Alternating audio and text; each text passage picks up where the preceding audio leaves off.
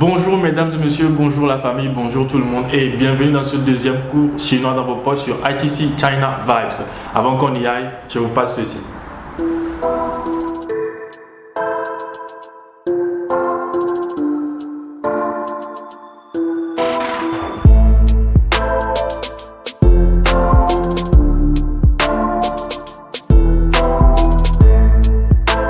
Donc voilà, la dernière fois je vous avais laissé un exercice, enfin j'espère que vous vous êtes bien entraîné et sur ce nous allons essayer de corriger l'exercice ensemble.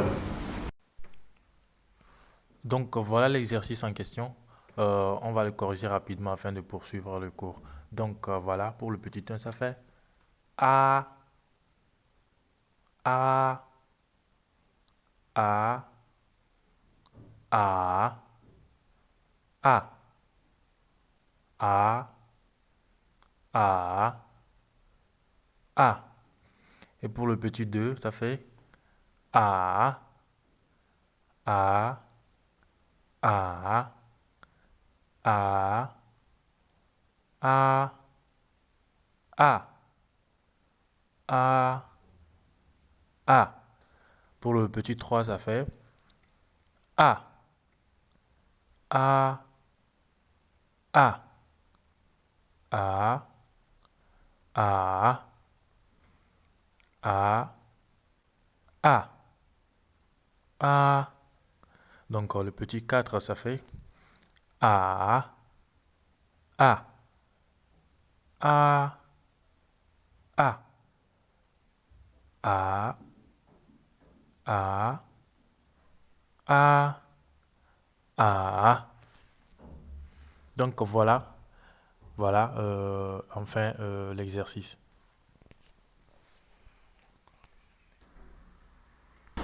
Donc voilà, vous avez sans doute remarqué qu'à côté de moi j'ai mon petit masque. Vous-même vous savez, cette situation est vraiment critique pour tout un chacun. Donc il va falloir qu'on prenne les précautions nécessaires. Donc si je porte mon masque à la bouche, je suis certain que vous n'allez pas m'écouter. Donc je l'ai mis à côté. Je sais que 3 minutes ou bien 2 minutes de discussion avec vous ne vont pas quand même me mettre en danger. Donc voilà, nous allons attaquer le grand point d'aujourd'hui qui est la grammaire. Bon, la grammaire, on va entamer avec les pronoms personnels en chinois. Donc voilà, c'est très simple. Ne vous inquiétez pas, on va aller donc sur ce pas. Donc on va commencer par le premier pronom personnel. Vous voyez, voilà, comme en français on dit je, mais en chinois on dit wo, wo. Donc c'est au troisième ton. Donc le tu ça fait ni, ni. Donc le il masculin, donc ça fait ta, ta avec le premier ton. Donc le L féminin, excusez-moi, le L féminin, ça fait ta, ta. Donc le nous, ça fait woman, woman. Donc le vous, automatiquement, ferait ni men, ni men. Donc le ils, ça fera ta men, ta men. Le else fera tamen, tamen.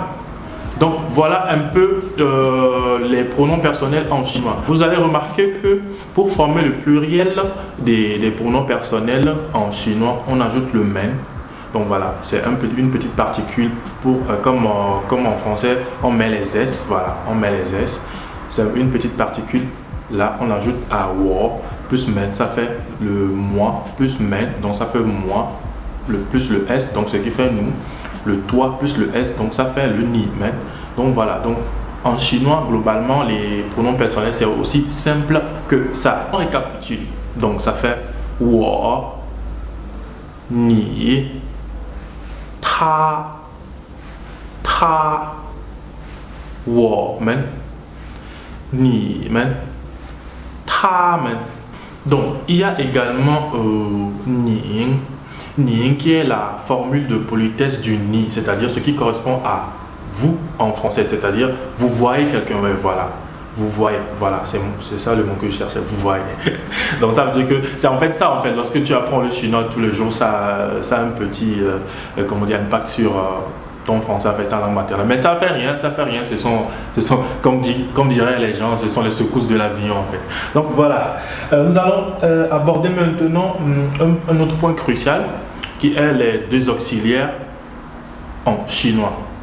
C'est également très simple. Les deux auxiliaires de base en français comme en chinois sont les verbes être et avoir. Donc le verbe être en chinois, l'auxiliaire, je veux dire, l'auxiliaire être en chinois, c'est shi. Shi. Au quatrième ton, bien sûr. Shi. Et l'auxiliaire avoir, c'est yo. Yo. Troisième ton, bien sûr. Donc, comme dans le précédent cours, on va toujours aller avec cet exemple-là. Wo shi duo ge ren.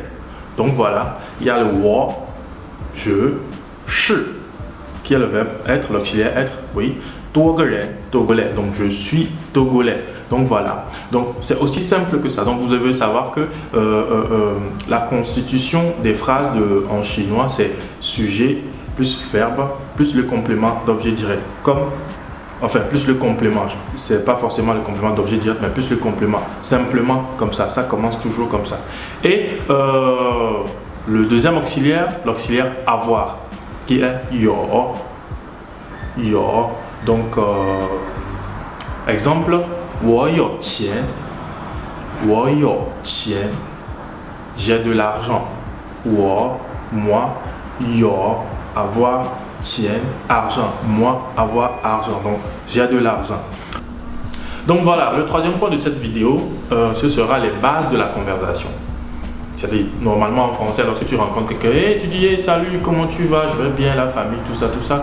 Donc voilà, je vais essayer de partager avec vous ces quelques phrases. Donc voilà, par exemple, le salut en chinois, on dit ni hao. Ni hao. Donc le ni hao se traduit par ni, toi, et hao, qui veut dire bien. Donc littéralement, ça fait toi bien. Donc en temps normal, ça veut dire salut. Donc voilà, tu dis à la personne salut en fait. Donc tu lui demandes, tu vas lui demander ensuite est-ce qu'il va bien. Donc tu lui demandes ni hao ma. Ni hao ma. Donc vous allez remarquer que à la fin il y a un ma, c'est-à-dire un ma avec le premier ton. Ma, qu'est-ce que c'est en fait? Cette particule ma est l'équivalent du est-ce que en français. Donc lorsque je dis ni hao ma, en fait je demande à la personne est-ce que tu vas bien? Donc, pour poser une question à quelqu'un, là, par exemple, simplement, quelque chose, est-ce que, quelque chose. Donc, à la fin, vous posez la question et à la fin, vous mettez ma. Voilà. Ma, premier ton. Ma, ni hao, ma. Donc, voilà. La personne, par exemple, répond normalement wo hen hao. Wo hen hao. Vous allez remarquer que lors de ma prononciation, j'ai fait sortir tout. Wo hen hao. Hen hao. Donc, voilà. Le hen, c'est un adverbe qui est comparable au très en français. Très. Donc la personne dit wo hen hao. Donc littéralement ça veut dire je vais très bien. Je vais très bien. Donc alors je vais très bien. Et toi? Donc comment dire et toi en chinois? On dit ni ne. Ni ne. Ni ne. Ni ne. Et toi? Donc la personne répondra sans doute 我也很好 我也很好 je vais aussi très bien. 也 aussi. Donc 也 est l'équivalent de aussi en français. 我也很好 Donc voilà, nous avons essayé de discuter, voilà, puis vous allez dire, voilà, merci. Merci, généralement on dit 谢谢 谢谢 Les gens ont l'habitude de dire 谢谢 ou bien 谢谢. En fait, ce n'est pas ça, c'est une prononciation entre le CH et le S en français. Donc ça fait 谢谢 谢谢 Donc voilà, au revoir, on va dire 再见 再见 再见 Donc voilà, je ne vais pas vous laisser comme ça. Comme toujours, je vais vous laisser un exercice juste après ceci pour que vous exerciez comme ça. C'est avec le temps que vous allez maîtriser petit à petit. Mais pour tous ceux qui pensent que le cours se fait à une vitesse rapide, puisque c'est une vidéo, vous pouvez mettre de temps à autre, vous pouvez mettre ça sur pause, comme ça vous allez repasser cela pour que vous maîtrisiez bien les choses. Donc voilà, on fait un petit récapitulatif.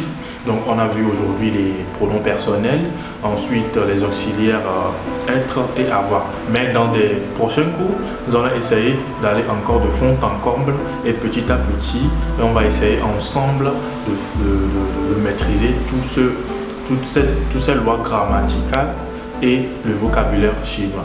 Donc voilà, comme toujours, n'oubliez pas, cliquez sur le pouce bleu, abonnez-vous, partagez, regardez la vidéo encore et encore si ça vous plaît, mettez en bas les suggestions, vos commentaires et tout ça seront les bienvenus. Et à la prochaine fois. Xiaxi jian.